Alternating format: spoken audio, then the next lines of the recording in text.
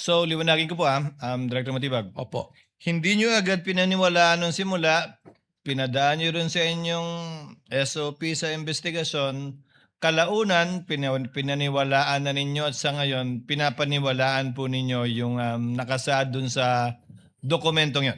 Kalaunan po, ito ay ginamit na namin na isa sa basehan po doon sa pattern of violence pagkatapos po namin idaan sa proseso po. So, pinaniwalaan nyo na, pinanghawakan nyo na, kumbaga. Sa ngayon po, tama po, Your Honor. Okay.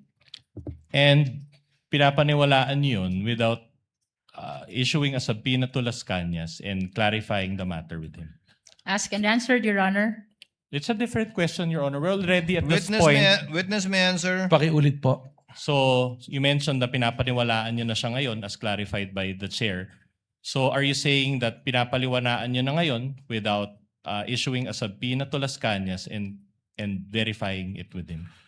Hindi po nag-issue ng subpoena kay Las Cañas, pero meron pong naging verification process. All right.